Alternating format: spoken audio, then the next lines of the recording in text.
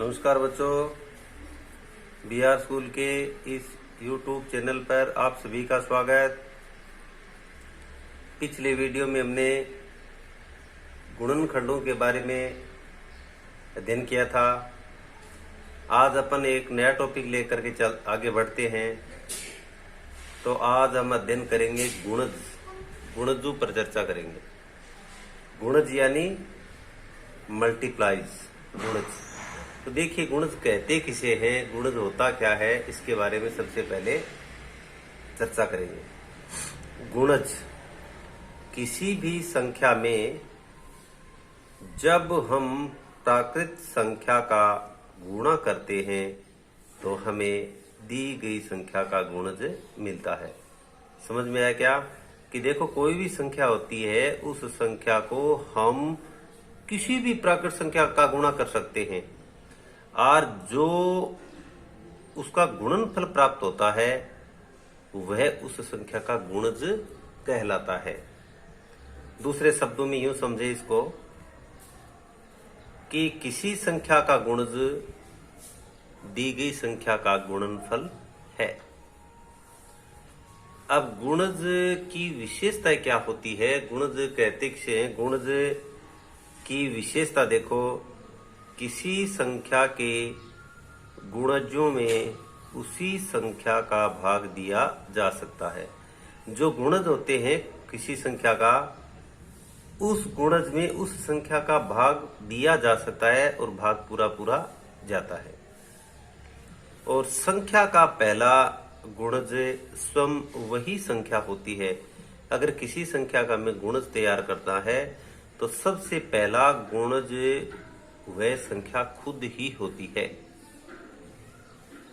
किसी भी संख्या के गुणज असीमित होते हैं, यानी किसी संख्या के अगर हमें गुणज निकालने हैं तो उससे उसके गुणजों की कोई संख्या निश्चित नहीं होती है, असीमित होती है। हम आगे प्राकृत संख्या से गुणा करते जाएंगे और अगला गुणज में मिलता रहेगा।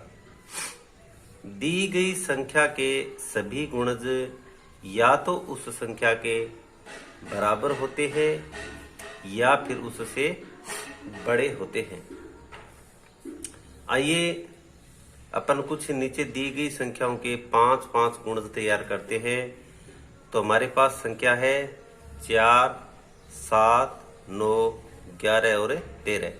इन संख्याओं के गुणज हमें देखने हैं। तो देखिए, सबसे पहले अपन 4 का गुणज तैयार करते हैं। तो हमें प्राकृत संख्या से गुणा करना है। अगर 5 गुणज तैयार करने हैं तो 1 से लेकर के 5 तक की संख्याओं से गुणा कर दें। 6 तक करना है तो 1 से 6 तक का कर दें। तो सबसे पहले देखो कि 4 को 1 से गुणा किया तो कितना है? 4। 4 को 2 से गुणा कर दो, 8। 4 का 3 से गुणा कर दो, 12। 4 का 4 से गुणा कर दो, 16। 4 का 5 से गुणा कर दो, 20। यानी 4 के 5 गुणज तैयार किए हैं। तो 1 से और 5 तक की प्राकृत संख्याओं से 4 को गुणा किया और आगे जो गुणनफल आया वो सब 4 के गुणज हैं। तो देखो, सबसे पहला 4 का गुणज, पहला गुणज 4 ही आया। और देखो, जो संख्या है, उन जिस संख्या का हमें गुणज निकालना है उनका गुणज देखो उस संख्या से सभी बड़े हैं। सबसे पहला वही संख्या है। इन संख्याओं में 4 का सबका भाग जाता है। तो अब देखिए 7 का गुणज। 7 को 1 से गुणा किया, 7। 7 को 2 से गुणा किया, 14। 7 को 3 से गुणा किया, 21। 7 को 4 से गुणा किया, 28। 7 को 5 से गुणा किया तो 35। तो देखिए, 7 के जो गुणज हैं, 5 गुणज किए तो 1 से 5 तक की प्राकृत संख्याओं का गुणा किया और जो प्राप्त गुणनफल है वो 7 के सभी गुणज है। और देखो, 7 का सबसे छोटा यानी 7 का पहला गुणज 7 ही है और 7 के सभी गुणज 7 यानी उसके बराबर या उससे बड़े हैं। प्राप्त गुणनफलों में देखो 7 का सब में भाग जाता है। 9 का देखो, 9 को 1 से गुणा किया, 9। 9 को 2 से गुणा किया, 18। 9 को 3 से गुणा किया, 27। 9 को 4 से गुणा किया, 36। 9 को 5 से गुणा किया, 45। इसी तरह से देखो 9 के गुणज तैयार किए, तो 1 से 5 तक की प्राकृत संख्याओं से 9 को गुणा किया और प्राप्त गुणनफल क्या है, ये 9 के गुणज हैं। इन गुणजों में 9 का भाग जाता है। देखिए 11 से 11 कम 11, 11 दूनी 22, 11 तिये 33, 11 चौके 44, 11 पांजे 55। तो देखिए 11 से गुणज किए तो 11 को हमने 1 से 5 तक की प्राकृत संख्याओं का गुणा कर लिया और प्राप्त गुणनफल ये सभी 11 के गुणज हैं।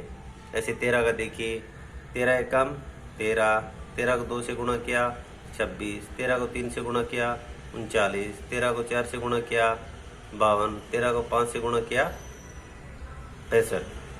तो देखिए 13 को और 1 से 5 तक की प्राकृत संख्याओं से गुणा कर दिया और जो प्राप्त गुणनफल है वो सभी 13 के गुणज हैं। 13 का पहला गुणज यानी वो खुद संख्या खुद होती है, यानी 13 का 1 से गुणा किया तो 13 ही हो गया पहला गुणज, और 13 के सभी गुणजों में 13 का पूरा पूरा भाग जाता है। तो आज इस वीडियो के माध्यम से हमने गुणजों के बारे में चर्चा की कि गुणज किसे कहते हैं, इसकी परिभाषा, गुणज की विशेषता और दी गई संख्याओं के गुणज। इसी तरह से आप नई नई संख्याएं लेकर के आप खुद गुणज निकालने का अभ्यास कीजिए। इसी के साथ जय हिंद जय भारत।